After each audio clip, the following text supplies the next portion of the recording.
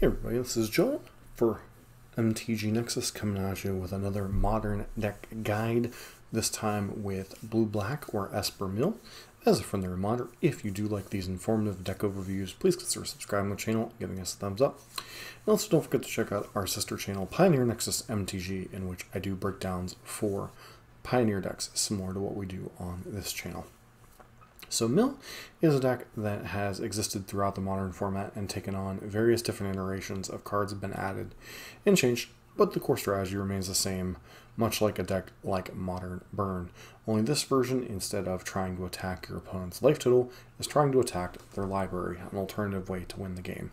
Your opponent has 0 cards in their library when it's time to win the game, or time to draw a card. Let's say you have something like Thassa's Oracle or Jace, Wielder of Mysteries. They just happen to die. So to that end, you are playing kind of a combination burn control deck of some sort. You play things like Ruin Crab and Hedron Crab, which whenever a land enters the battlefield under your control, target player mills 3, or target opponent mills 3, or each opponent mills 3. This templating is relevant because Hedron Crab allows you to mill yourself potentially if you so chose. Ruin Crab kind of requires you to mill your opponent and gets around some hate cards that we'll talk about later. Beyond that, the mill cards used to be things like Glimpse the Unthinkable, the Mesmeric Orb and such. Most of those cards have kind of gone away in favor of some newer cards that just kind of hit harder. Tasha's Hideous Laughter can be a very big hit or miss depending on the matchup.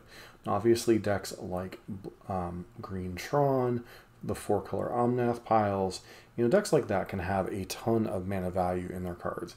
If you hit like an Ugin and an Ulamog, that's 18 out of the 20 cards. But, if you're playing against something like Hammer Time, Burn, Death Shadow, that kind of stuff, Tasha's Hideous Laughter can easily exile a quarter to a half of their deck. Fracturing Sanity is an interesting card. Costs triple blue to mill target player for 14, or each opponent for 14. Or you can just 1 in the blue, and then when you cycle it, each opponent mills 4 cards. Archive Trap is a card that's been a staple of this deck since it's kind of been a thing. In a format with a bunch of fetch lands and searching effects, Archive Trap is almost a guaranteed mill 13 for free against a lot of decks. Now there are some things that punish you for this kind of play. Things like Roiling Vortex and such can kind of punish you for playing free spells. But, in general, this is a card that's very powerful, and you do have ways of forcing your opponents to search their library that we'll talk about in a second. Beyond that, in order to stay alive while you're trying to burn your opponent's deck, you use things like Fatal Push and Drown in the Lock to kill their opposing creatures or counter their opposing spells. Drown in the Lock is a split card removal spell counter spell that is reliant upon your opponent's graveyard, which obviously if you're doing your job should be no problem at all. And then you have some main deck graveyard hate in the form of Surgical Extraction, which allows you to remove a key card from your opponent's library if it happens to get milled over into the graveyard. And Cryptic Incursion is quite important against 2 decks in particular, or 3 decks in particular: Dredge, Living End, and Burn. The latter 2 simply because, exiling all the creatures in their graveyard is quite nice when they try to bring them back. Against Burn, it's relevant because life gain allows you to kind of stay in the game a little bit longer against a deck that's trying to reduce your life total to 0. Land base we can talk a little bit about. Field of Ruin is the way in which you force your opponents to search their library with Archive Trap. Because of its templating, even if they fail to find, they still have to search their library, then Archive Trap can get them from there. Beyond that, you play a bunch of fetches and shocks. You also play some basics in your deck, get around things like Blood Moon. You get to play something like Shelduck Isle, which you can exile to one of the top 3 cards of your library, and then if a player has 20 or less cards in their library, you can mill them out. It's obviously quite nice if you can finish them off with a timely mill spell, or maybe a Visions of Beyond if your opponent has a very small graveyard, draw yourself a bunch of cards. And then, you get to play Aboru, which is quite nice. It's an island that you can return to your own hand. This is relevant for the crabs that you have in your deck, allowing you to have an almost endless source of mill if your opponent can't remove your crabs. And then, beyond that, you do get to play some copies, 1 copy of Ottawa to interact with your opponent just a tiny little bit. Finally, Visions of Beyond is a 1-mana cantrip, or if a graveyard has 20 or more cards in it, you get to draw 3 instead. So this deck kind of has a build-it-yourself Ancestral Visions in certain cases. Sideboard, you're mainly fighting against other creature-based decks or against graveyard-based things. To that end, you have a ton of graveyard hate in the form of Extirpate, which is similar to Surgical Extraction, except you cannot pay for X mana. But the plus side is it cannot be reacted to by some of your opposing hate cards. Soulguide Lantern, once again, very good against graveyard decks, primarily Dredge, Living End. Also decent against decks like Murktide. Mystical Dispute to help force through your stuff in counterspell battles. Crypt Incursion, we've already kind of talked about its relevancy against Burn and Living End. Ensnaring Bridge, quite important against creature decks trying to kill you, especially decks like Death Shadow and stuff, or Murktide. You get one of these down and can empty your hand. Oftentimes they just can't simply kill you. And then Damnation as a nice sweeper catch-all against them, as well as Engineered Explosives, against a lot of things with cheap things, mainly things like Hammer Time or Burn. This is quite a nice sweeper to have access to. Another variant that had started to pop up, which has kind of disappeared completely, is the Azorius Mill version. However, there is an Esper variant that is still floating around that splashes for some amount of interaction. Things like Path to Exile allow you to have kind of a free, well not free, but a removal spell to deal with more problematic creatures that sometimes something like Fatal Push can't deal with. Something like a Murktide Regent in particular, or Omnath can be difficult sometimes to deal with Fatal Push since you don't have a ton of fetch lands to trigger. That said, it is nice, and it's also a way you can potentially force your opponent to search their library if they choose to look for a basic off of it. Once again, another card to trigger your Archive Trap. And Prismatic Ending is just kind of a way to deal with catch-all situations against a lot of cards that can cause problems. Once again, you're still seeing a lot of the same cards. This version is choosing to run some number of Mesmeric Orbs, which can be an efficient miller that you should probably be aware of. As far as sideboard options, things are a little bit different with what it's obviously bringing to the table. Once again, Path, we've already kind of talked about. Portable Hole is a nice little kind of catch-all for 2 mana or less things. Rest in Peace as an additional graveyard hate piece, along with Soulguide Lantern. This can be obviously very nice against with some of your more problematic matchups, as well as a permanent way to exile things that will fight, that are kind of their anti-hate cards against Mill. Supreme Verdict, obviously being an uncounterable version of Damnation, is quite nice, and then Prismatic just as an answer to a lot of different problematic permanents. Torpor Orb, obviously primarily pretty good against any of the Elementals decks, keeping their abilities from triggering. Can also be relevant against some of the anti-hate stuff from both Living End and, primarily at Living End. It counters a lot of their hate cards. Very good against things like what is the name? Foundation Breaker and Endurance, both keeping them from being problematic for you, as you obviously don't want your opponent cycling cards back into their library if at all possible. Finally, we have a little bit of a different take on the Demir variant. We're still seeing a lot of the same cards.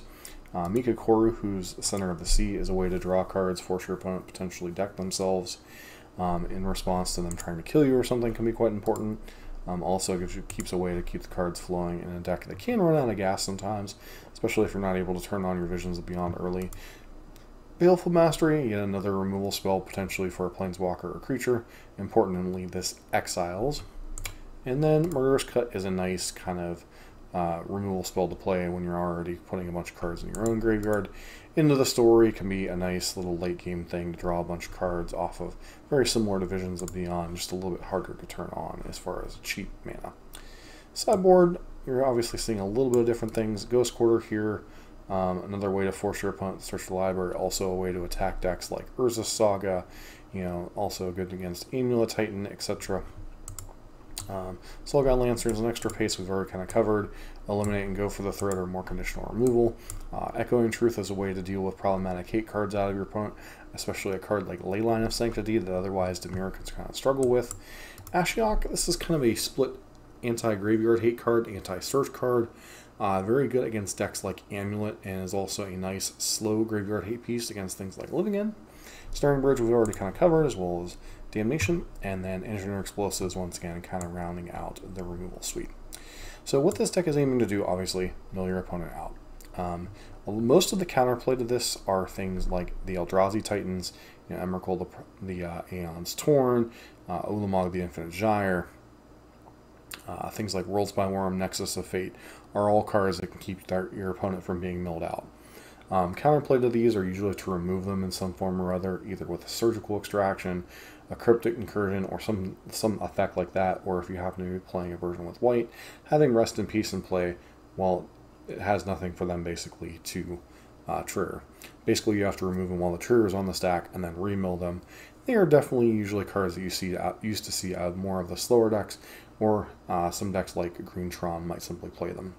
The one thing this deck is very good at is picking apart decks that are reliant upon single cards, especially if they happen to get milled over. So, decks like Amulet Titan, decks like Tron can have problems, decks like, all these different ramp decks, Valakut, etc. Mill is generally a pretty bad matchup for them. It's also a deck that has historically preyed on decks like Blue-White Control, decks like 4-color Omnath, especially now that they no longer have Yorion. These are decks that are both having to have very specific colors of mana, don't get a ton of benefit from their graveyard other than something like Wrenn and 6, and there are cards that they're decks that just take forever to win the game. They often draw a bunch of cards, so their library is already kind of a premium, especially when they no longer have Yorion to be a reason to play 80 cards. These decks can tend to be where Mill tends to shine. Where Mill tends to struggle, other graveyard-based decks. Decks that actively want cards in their graveyard. Decks like Esper Reanimator, decks like Dredge and Livian that we've already kind of covered on. Another counterplay to your deck is the Elemental Endurance specifically, because your opponent can choose to target themselves, cycle cards back into their graveyard. That's where things like Torpor Orb come in. That's where things like Soul Guide Lantern, exiling the graveyard come in, Crypt Incursion, all these different graveyard hate pieces. So if you're seeing an overabundance of graveyard hate pieces in these sideboards, it's simply because Mill's worst matchup has generally historically been these graveyard-based decks that really actually like having their graveyards filled up and have ways to take advantage of them. Other matchups can be a little bit tricky sometimes. Matchups like Murktide can be a little bit tricky because they play a bunch of counterspells along with their creatures and tend to have a very fast clock. Decks like Burn can also be a struggle. So very fast, aggressive decks, which fortunately for Mill, there really aren't a ton in the format right now. Your primary one being Burn, that you'll see some of. And even that's not an impossible matchup, I know from the Burn side. This is a matchup I'd like to play against, but it's not impossible. Finally, another hate card your opponent might bring in against you, especially the graveyard-based decks tend to have a lot of them anyway because of various different things, mainly endurance and such, is Leyline of Sanctity. Now, if you look at a lot of these cards, like the templating on one of the crabs says target player, the other says each opponent, Tasha's City's Laughter is each opponent, Fracturing Sandy is each opponent. So really, only your Archive Traps and your Hedron Crabs really say target opponent anymore. So you kind of get around Leyline of Sanctity, but it is a card to be noteworthy of. And obviously, learning to play with your surgical extractions and your extra pace to remove key cards of your opponent at times, and learning to play around things like Eldrazi triggers and endurance are key strategies to the deck. Beyond that, I'm honestly surprised this deck hasn't made a bit more of a comeback in the format, especially with people playing a bunch of 3, 4, 5 color decks. Really need to search up specific lands. Turning on Archive Trap becomes a lot easier. But, like I said, this is kind of a pseudo-ish linear burn deck that has to play a little bit of a control role against the more aggressive decks. You do have this built-in counterspell in your main deck with Drowning in the Loch, but you don't have a ton of interaction on the stack, which can be tricky. And overall, this is a deck that takes a lot of patience to play and takes a special degree of, I want to kill my opponent for 53 damage as opposed to 20 damage, as oftentimes, obviously most library sizes are 60, so you have to deal your opponent 53 points of damage as opposed to just 20 in a traditional Magic the Gathering. That said, there isn't a ton of counterplay to this. You have Endurance, the Eldrazi Titans, you have disrupting their key spells, and then obviously Leyline of Sanctity can also kind of contribute to a difficulty for their game plan. But overall, very powerful deck that you should be aware of, a deck that does pop up every now and again. Comes in really 3 variants, the primary being Demir, One of the secondary versions being Azorius, and then obviously there are some variants that are playing some, splashing the kind of the two together, almost like an Esper control deck used to for blue-white control and blue-black control. But as always, thanks for tuning in for these deck overviews. Please consider subscribing to the channel, and don't forget to check out our sister page, Pioneer Nexus MTG, for very similar things for the Pioneer format.